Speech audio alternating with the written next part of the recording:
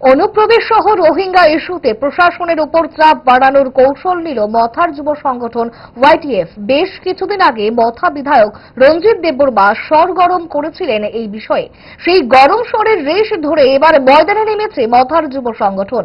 আজ খোয়াই মহকুমা পুলিশ আধিকারিকের দরবারে হাজির হল যুব সংগঠনের প্রতিনিধি দল। জেলার নানা প্রান্তে লুকিয়ে থাকা অনুপ্রবেশকারী সহ রোহিঙ্গাদের চিহ্নিত করে আইনি পদক্ষেপ নেওয়ার জোরালো দাবি করা হল সংগঠনের তরফ থেকে। ডেপুটেশন দেওয়া হলো মহকুমা পুলিশ আধিকারিকের কাছে। সংগঠনের এক জেলা নেতৃত্ব প্রস্মিত দেববর্মা কি জানালেন শোনাবো। ইন্ডিয়া থেকে ইনলিগাল মাইগ্রেন্ট, বাংলাদেশ থেকে বাংলাদেশি আর মায়ানমার থেকে যারা রোহিঙ্গা, তারা আমরা ইন্ডিয়াতে অনেক সংখ্যা বেড়ে গেছে। এর জন্য তাদেরকে খুঁজে বার করার জন্য 1 মাসের মধ্যে সময় দেওয়া হয়েছে।